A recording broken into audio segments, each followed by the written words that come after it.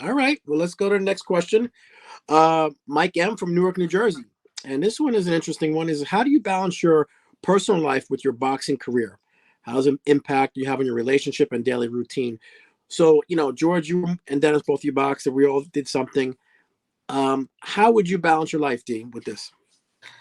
So I'm going to put it as more of a coach aspect of it. You just you have to make sure he had the people that you're training have the right people around you. You don't want yes men. If you're going to be great in something, something's going to fail. You know, but having the right people behind you, knowing what the end goal is being a champion. You know, the support behind you is one of the most important things, and they have to understand. There's going to be times and months that you're not going to be there. You're going to be, training 24/7. You're going to be grumpy because you're not eating. You're trying to lose weight. You're trying to make weight. So just having the right people behind you, don't have, the yes men, people that are going to be true to you. Those making sure they're in your corner, so it would be a little easier to balance your life and your personal life and boxing.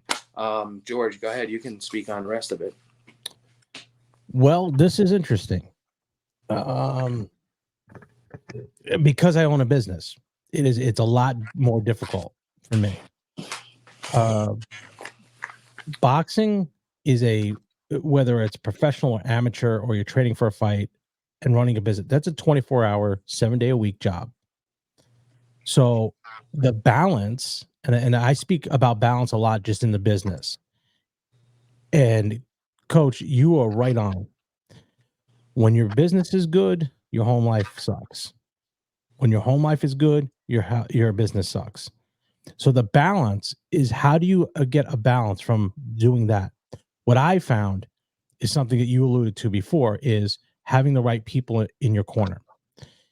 You have to have the right people in the right seats on your bus, because if they're not, and they're doing different things, and you're distracted somewhere else, something's going to fall.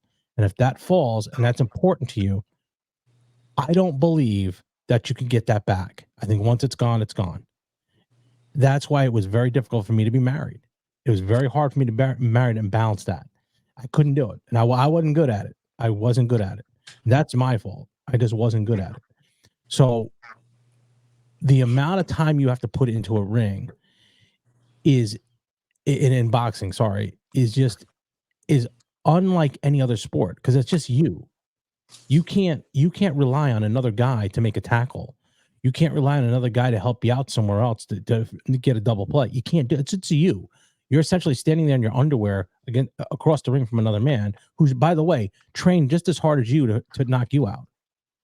So now you couple that in with, you're not sleeping. You're right. You're not eating because you're trying to cut weight. Your wife or your girlfriend or your kids want to go out, and you can't. That is a very difficult balance. It is a hard balance. So if I'm going to say it's going to impact your life, you're damn right it is. It's going to affect your relationship, you're damn right it is. And it affects your daily routine every single day. And I'm just looking at this now. It's 9-something at night. And I'm here doing this podcast. I just worked. I was up at 3:00. So if I was training for a fight, this would be very difficult. Very difficult to do. So if you think you're going to walk in, and this would be my question, my answer to Mike. Mike, if you think you're going to walk in and think it's going to be cakewalk and there's a balance, there never is a balance. Never.